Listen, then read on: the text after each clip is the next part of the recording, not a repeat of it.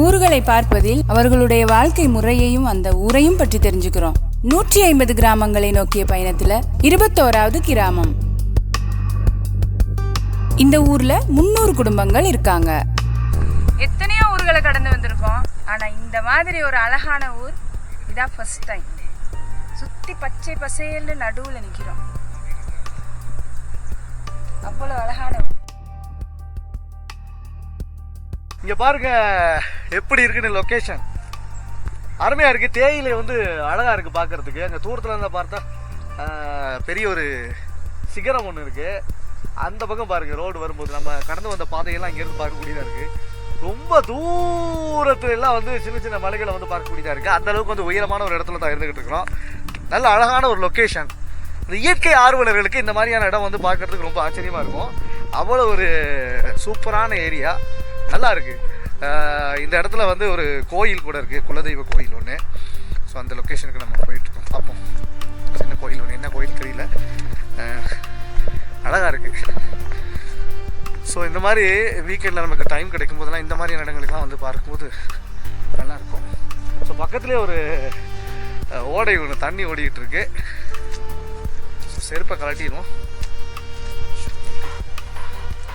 So இங்கே பாருங்க, இப்படி ஒரு தேயிலை கோப்பி இங்கே விளையுது. இந்த ஊரில் வந்து கோப்பி இருக்குது தேயிலையோட சேர்த்து. இந்த இடத்துல கோயில், இங்கே சிவன் இருக்காரு, மற்ற குலதெய்வங்கள்லாம் வச்சுருக்கிறாங்க. ஸோ இங்கே வந்து பார்த்தீங்கன்னா பூஜை பண்ணிக்கிட்டு இந்த ஊர் மக்கள் இங்கே வந்து பொங்கல் வச்சு வழிபாடுகள்லாம் நடத்துகிறாங்க. நல்ல ஒரு இடம். இப்படி தான் வந்து ஊர்களில் வந்து குலதெய்வ கோயில்கள் இருக்கும். ஸோ நல்லா இருக்குல்ல.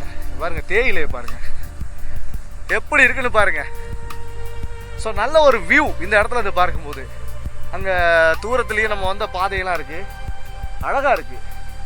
அப்படியே தூரத்தில் இங்கேருந்து பார்த்தா கண்ணு கட்டின தூரம் வரைக்கும் வந்து மலைகள் தான் இருக்கு. எத்தனை கிலோமீட்டர் தூரத்துக்கு தெரியுதுன்னு தெரியல.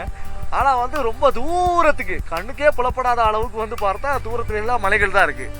அப்படி ஒரு உயரமான இடத்துக்கு தான் வந்திருக்கிறோம். ரோடு தெரியுதுல்ல, அந்த வழியாக தான் நம்ம வந்தோம். போய் சுற்றி அடித்து ஸோ இங்கே வந்திருக்கிறோம். இந்த பக்கம் அழகான மலைகள், தூரத்தில் சிவனொளி பாத மலை. ஸோ இப்படி எல்லாமே லொக்கேஷனில் நம்ம பார்க்கக்கூடியதாக இருக்குது. அழகாக இருக்குது. என்னன்னு சொல்கிறது, அவ்வளவு. இந்த மாதிரி ஊர்லாம் வந்து நான் ஃபர்ஸ்ட் டைம் பார்க்குறேன். இந்த ஊர்லாம் வந்து இலங்கையிலையா இருக்குது அப்படின்னு கேட்குற மாதிரி தான் இந்த ஊர் இருக்குது. எப்பா என்ன அழகு சாமி. சுப்பிரமணியம் கூப்பிடுறது. ஐயா, இந்த ஊரில் எத்தனை பிரிவு இருக்கு, எவ்வளோ மக்கள் இருப்பாங்க, அதை பற்றி கொஞ்சம் சொல்லுங்க. மக்கள் வந்து 700 ஆட்கள் மாதிரி இருக்கு. மற்றது இப்போ நான் இந்த உடம்போடு வந்தேன். இப்போ 3000 வேலை செஞ்சோம். சரி சரி சரி. எத்தனை பிரிவு இருக்கு? மேலே 5 பிரிவு. என்னென்ன பிரிவு? அழுக்கு தண்ணியை, மொரட்டியை, road division, upper division, 50 acres. சரி சரி. ரோட பாருங்க.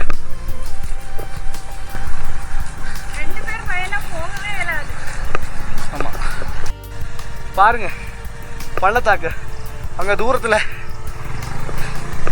இப்படிதான் இருக்கு. இங்க பாருங்க, அங்க எல்லாம் தூரத்துல தேயிலை ரொம்ப அழகா இருக்கு. அந்த இடத்துக்கு தான் போக போறோம். அங்க வந்து அப்பர் டிவிஷன், அதுக்கப்புறம் லோவர் டிவிஷன். அதை கடந்து தான் நம்ம அப்படியே இன்னொரு ரோடு வழியாக போக போகிறோம். ஸோ வரும்போது நம்ம மிஸ் பண்ணிட்டோம். சில இடங்களை வந்து எடுத்துருக்கலாமோ. நாங்கள் நினச்சா வரும்போது அதே ரோட்டில் போயிடலான்னு. ஏன்னா ரோடு கொஞ்சம் மோசமாக இருக்குது. இப்போ நாங்கள் நிற்கிற இடம் தோத்தலோயா அப்பர் டிவிஷன்.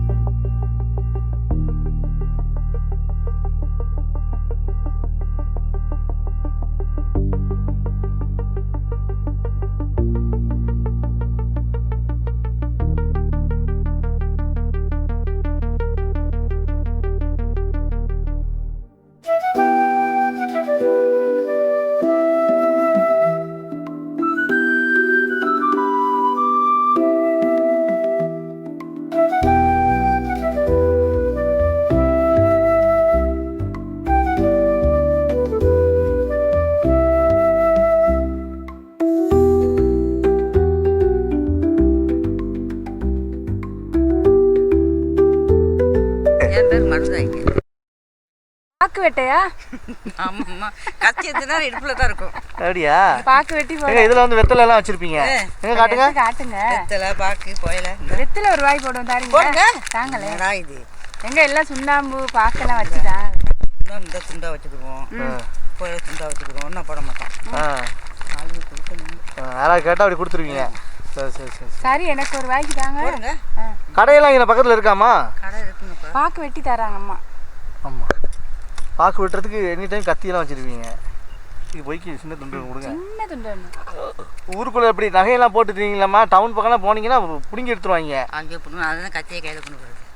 அதுதான் கத்தி வச்சிருக்காங்க. கத்தியை கையை பிடிச்சா கை வச்சுதாங்க சுண்ணாம்பெல்லாம் பூசி. நம்ம கையை நம்மளை கையை பிடிக்கிறது அவங்க பார்த்துக்கிட்டு இருக்கோம். அரைவாசி போதும். சுண்ணாம்பு வச்சுட்டு வேண்டியது. கோயிலை போடுங்க. கோயில போட மாட்டோம். இதை போட்டு வீடியோக்கெல்லாம் இப்போ என்ன போதோ தெரியலையே. அதானே நீங்கள் நான் கொடுத்தேன்னு சொல்லி அங்கே வீடியோ பண்ணி விட்றாங்க. சரி, ரொம்ப நன்றி. போயிட்டாரம்மா? சரிங்கப்பா, மீட்டா. சரி, பாய் பாய் பாய் பாய் பாய். பாய். பிள்ளைங்க தான் இருக்குது. வெற்றில பார்த்து வாங்கிக்கோங்க. பாருங்கடா, கொடுத்தீங்க இந்த நேரத்தில். அதுக்கு என்னம்மா? தோத்துலோயா கீழ் பிரிவுக்கு வந்துட்டோம். டீ ஃபேக்டரிக்கு பக்கத்தில் தான் இப்போ நிற்கிறோம்.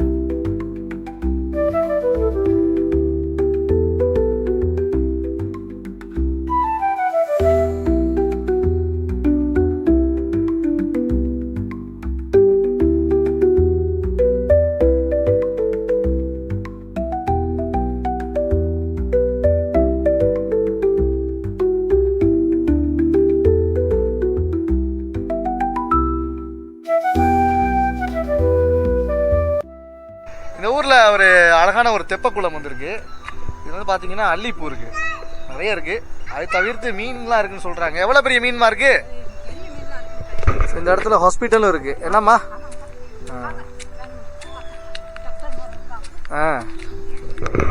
நம்ம மருந்து எடுக்க தான் போகிறாங்க.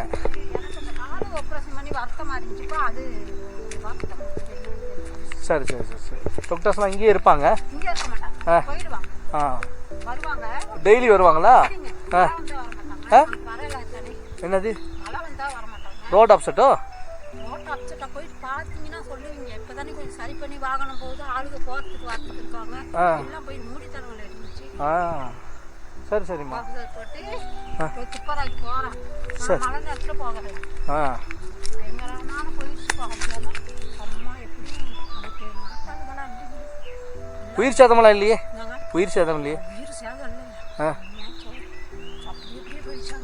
இந்த இடத்துல இந்த ஊரில் வைத்தியசாலை இருக்குது. ஸோ அவங்களுக்குரிய வைத்திய தேவைகளை வந்து பூர்த்தி செய்து கொடுத்துருக்கு. இந்த இடம் வந்து அவங்களுக்கு ஒரு வசதியாக இருக்குது. ஸோ ரொம்ப தூரத்தில் இருக்க ஒரு கிராமம். அதனால் இந்த ஊர் பக்கம் வாருது அப்படி இந்த ஊரை சுற்றி பார்க்கணும் அப்படின்னா வந்து நீங்கள் கொஞ்சம் ரிஸ்க் எடுத்தால் வரணும். பைக்கில் வரக்கூடியவங்களுக்கு இந்த ஊரை வந்து அழகாக சுற்றி பார்க்கலாம். ரொம்ப அருமையாக இருக்குது. தேயிலையெல்லாம் பார்க்கும்போது ரொம்ப பச்சை பசையல்னு பார்க்குறதுக்கு ஒரு நேர்த்தியாக இருக்குது. அங்கங்கே பெரிய பெரிய மரங்கள், ரொம்ப பசுமையான ஒரு ஊர். எல்லா வசதியுமே பொதுவாக இருக்குது. இப்போ பார்த்தீங்கன்னா வைத்தியசாலை இருக்குது, இந்த இடத்துல தெப்பக்குளம் இருக்குது, ஃபேக்ட்ரி அங்கே வந்து வேலை செய்கிறாங்க. ஆட்கள் வந்து ஒரு 4-5 பிரிவாக வந்து பிரிஞ்சு இருக்கிறாங்க சில இடங்களில். ஸோ எல்லாருமே வந்து இந்த இடத்துக்கு தான் வேலைக்கு வருவாங்க. இந்த ஊர்லேருந்து பார்த்தீங்கன்னா கம்பளை பக்கத்து போகிறதுக்கு ஒரு வழி இருக்குது. அரணாய்க்கு போயிட்டு பெலாம்பிட்டியை போய் தொலஸ்பாக போய் ப்ளொத்கோபிட்டியை போய் அப்படி ஒரு வழி இருக்குது போகிறதுக்கு. இன்னொரு வழி இருக்கான் நம்ம மாவனல்லைக்கு போகிறதுக்குரிய வழி, அப்படியே போய் கண்டிக்கு போகலாம். ஸோ எல்லா நிறைய ஊர்களுக்கு வந்து சென்டராக இந்த ஊர் இருக்குது. அதுவும் ஒரு உச்சியில் இருக்குது. ரொம்ப தூரத்தில் தான் இந்த கிராமம் இருக்குது. ஊருக்கு வர்றது கொஞ்சம் ரிஸ்க்கு தான். பைக்கில் வரக்கூடியவங்களுக்கு பிரச்சனை இல்லை, வாகனத்தில் வரக்கூடியவங்களுக்கு கொஞ்சம் சிக்கல் இருக்குது ரோட்டில். ஒரு வீதி வந்து மண் சரிவு வந்து மூடப்பட்டிருந்துச்சா, அந்த வீதியை வந்து இப்போ புனரமைப்பு செஞ்சுருக்கிறாங்க. ஸோ அந்த வழியாக ஒரு சில வாகனங்கள் வந்து போகலாம். ஸோ ஃபேக்ட்ரிக்கு பக்கத்தில் ஒரு கடை இருக்குது இந்த இடத்துல.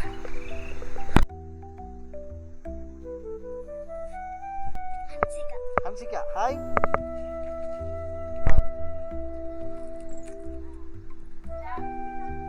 நாலு லைன் குடியிருப்புகள் வந்திருக்கு. ஸோ இது கொஞ்சம் பணிவான இடத்துல தான் இருக்குது இந்த ஊர். பக்கத்துலேயே ஒரு ஆறு ஓடுது. ஸோ வெள்ளம் வர்றப்ப பயங்கரமாக தண்ணி வந்து தான் சொல்கிறாங்க இந்த இடத்துக்கு.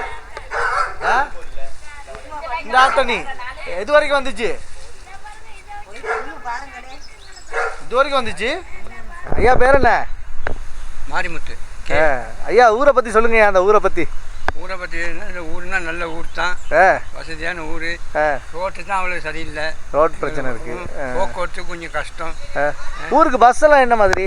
அந்த அங்கே அந்த காம்பட் அங்கேருந்து தான் வருது பஸ்ஸு. இங்கேருந்து நடந்து போகணும் அந்த இடத்துக்கு. அங்கேருந்து அங்கே போகணும். நீங்கள் போனீங்கன்னா அது வெளியே போய் தான் பணிய போகணும்.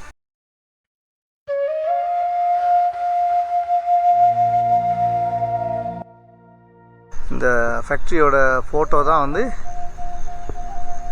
கூகுளில் போட்டிருந்தாங்க. இப்போ நான் நிற்கிற இடம் தோத்துலோயா ஸ்கூல். ஸ்கூல் வந்து அப்படியே ஒரு மலையினுடைய உச்சியில் ஒரு சமதளத்தில் இருக்குது, அழகான ஒரு லொக்கேஷனில். இந்த பக்கம் பார்த்தா அப்படியே ஒரு பள்ளத்தாக்கு, பயங்கரமாக போகுது இந்த பள்ளத்தாக்கு. அந்த பக்கமாக இன்னொரு மலைகள், ஆமாம் அந்த பக்கம் ஒரு மலை இருக்குது, இந்த பக்கம் நிறைய மலைகள் வந்துருக்கு. தூரத்தில் எல்லாம் பார்க்குற இடமெல்லாம் வந்து ஒரு நல்ல ஒரு வியூ பாயிண்டில் தான் இந்த ஸ்கூல் வந்துருக்கு.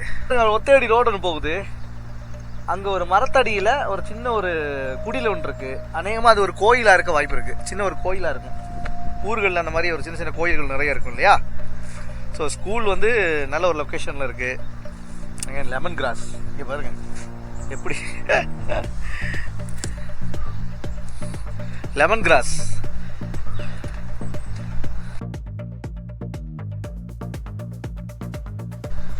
ஸோ எனக்கு தெரிஞ்சு இந்த பக்கம் பார்த்தீங்கன்னா கொழும்பு வரைக்கும் கூட தெரியலான்னு நினைக்கிறேன், பனிமூட்டை இல்லைன்னா. அப்படி இருக்கு. எத்தனை குன்றுகள் இருக்குன்னு பாருங்க, எக்கச்சக்கமா இருக்கு.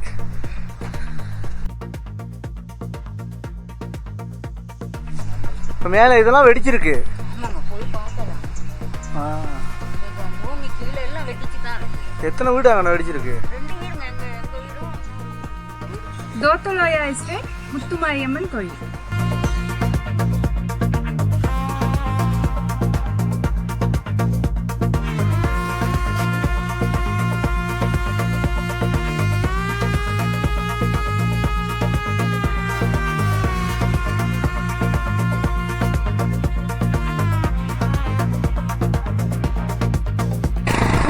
மண் சரிவு, மரங்கள் எல்லாம் பாருங்க. இங்க அடுத்து இன்னொரு மண் சரிவு இங்க பாருங்க.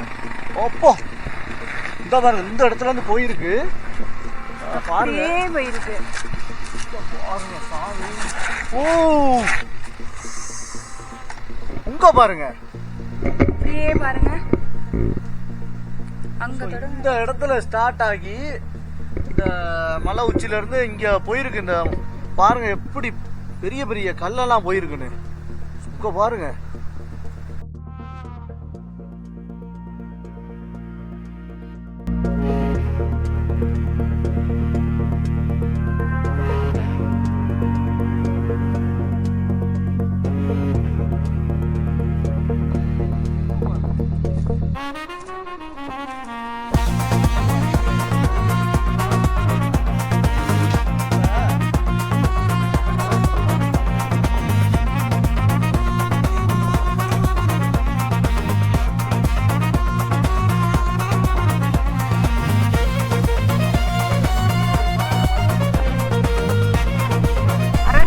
சொன்னாலே மண் சரிவு தான். ஆமா, நாங்கள் கிட்டத்தட்ட 3-4 மண் சரிவு பார்த்துட்டோம். இன்னும் ரொம்ப பாரதூரமான சேதங்கள் ஏற்படுத்தி இருக்கும் இந்த மண் சரிவு.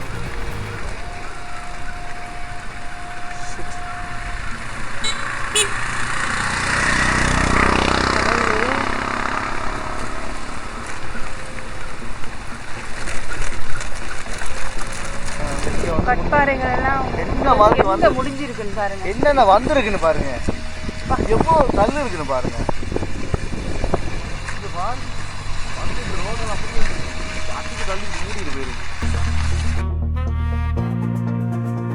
அடுத்த வீடியோல இன்னொரு கிராமத்துல சந்திக்கலாம்.